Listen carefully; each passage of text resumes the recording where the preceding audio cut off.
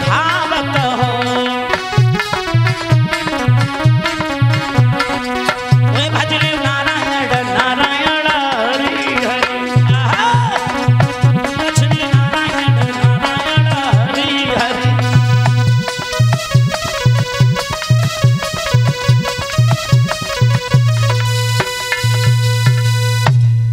नारायण श्री कृष्ण गोविंद हरे मुरारी, अरे हे नाथ नारायण वासुदेवा। राधे राधे कहते हुए अब पहुंच गए बाबा नारद।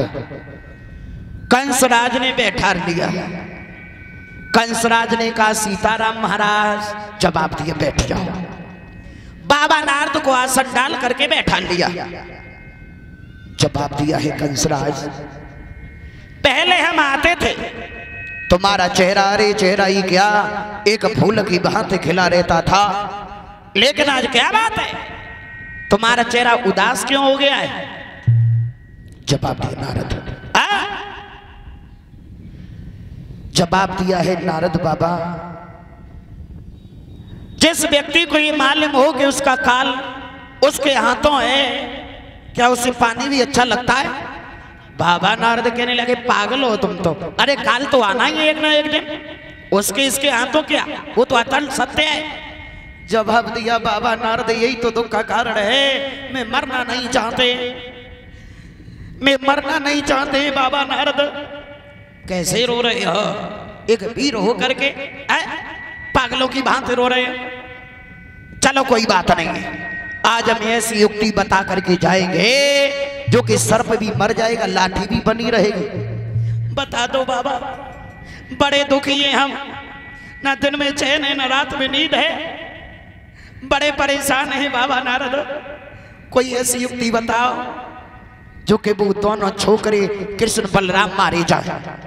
बाबा नारद कहने लगे ऐसी युक्ति बताएंगे। बाबा नारद ने कहा हे कंसराज, तुम्हारे पास में एक धनुष है भगवान भोले बाबा का, उस धनुष यज्ञ के करो और सभी राजा महाराजाओं को बुलवाओ। वो कृष्ण बलराम इस धनुष को आके तोड़ दे तभी तो तुम्हारा काल है, और अगर भी धनुष ना तोड़ पाए तो काहे मरे जा रहे हो? चैन की जिंदगी जियो और ध्यान दे भक्तगणों। बताया है कि कौन से धनुष की बातें कर रहे हैं बाबा नारद, पता है?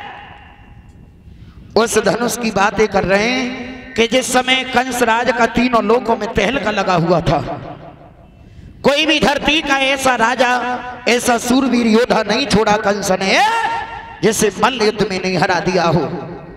अंत में स्वर्ग के राजा इंद्र पर आक्रमण बोलने के लिए चला कंसराज, तो रास्ते में परशुराम जी मिल गए।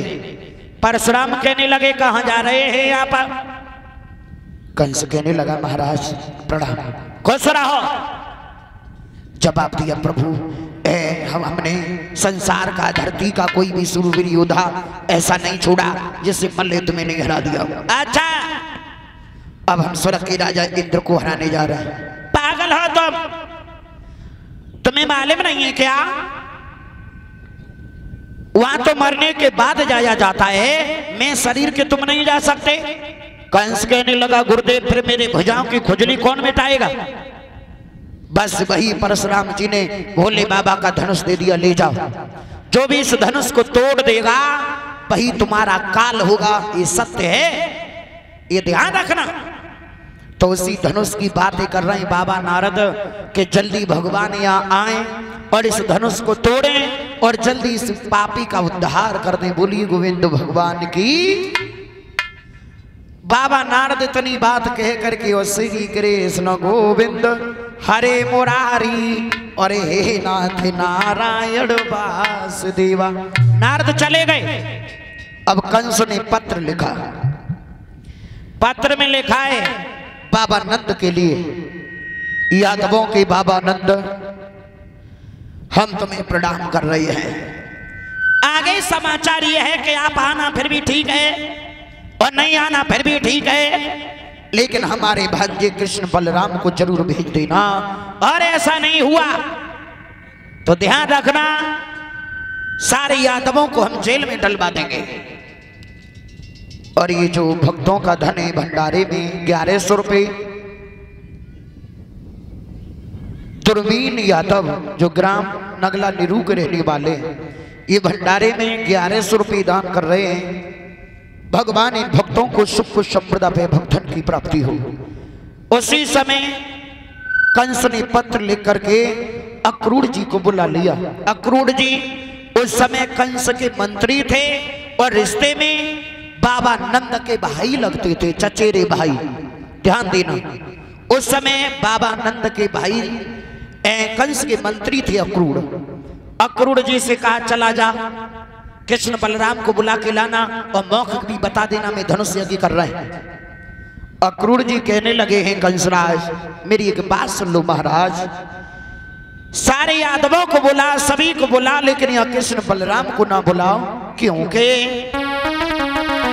कि प्रभु को आए की तेरी है और ये मथुरा मोहन की चेरी है।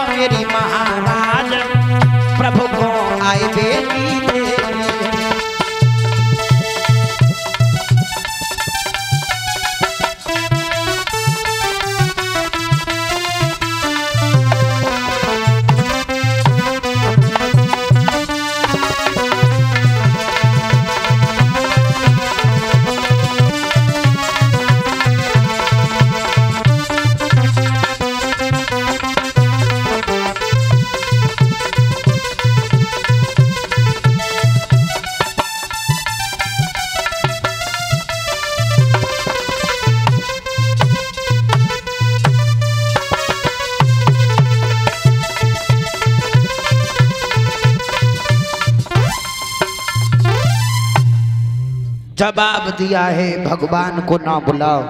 कंस कहने लगा ए मंत्री, तू मंत्री है मेरा महाराज है। जवाब दिया महाराज तुम महाराज हो मैं मंत्री है, तो हमारी आज्ञा का पालन करिए, पत्र ले जा। ठीक है महाराज ले जा रहे हैं। क्या करते बेचारे अक्रूर जी पहुंच गए वृंदावन में और नंद बाबा ने अपने भाई को देखा। अक्रूर जी ने बाबा नंद को देखा, दोनों भाई आपस में मिलने लगे।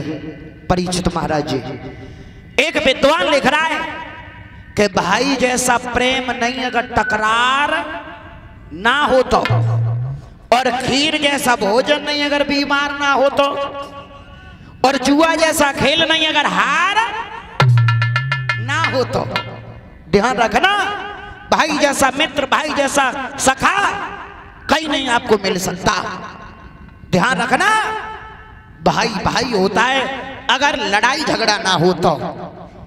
भाई आपस में मिलने लगे। अरे जाको भ्रात द्वार पे पंचो आयो,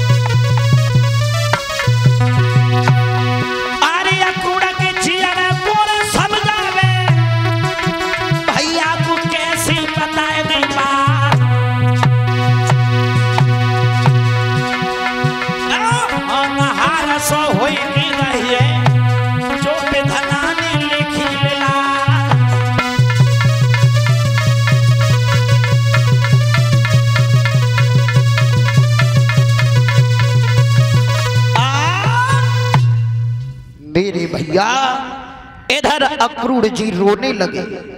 बाबा नंद कहने लगे अक्रूर इतने दिनों के बाद तू आया फिर भी तू रो रहा है? जवाब दिया भैया मैं कोई शुभ संदेश नहीं लेके आया हूं तुम्हारे लिए, एक दुखों का पहाड़ लेके आया हूं। क्या? हाँ लो इस पत्र को पढ़ लो। पत्र को पढ़ने के बाद बाबा नंद भी रोने लगे। मैया यशोदा ने सुनी कि मेरे कन्हैया को वो एक कंस बुलाए रहो है, तो मैया भी रोने लगी, कहने लगी ओरे कंसराज अब तक तू नित्य बहानों से हमारे पुत्रों को बुलाता रहा और तेरी कोई पेश नहीं गई। तूफान आ रहा है भैया ने शांति बनाए रखे, पाइपों को पकड़ लो, पाइप पकड़ लीजिए, बहुत तेज से तूफान है, पाइप पकड़ लो और सभी लोग बैठे रहे खड़े नहीं होंगे।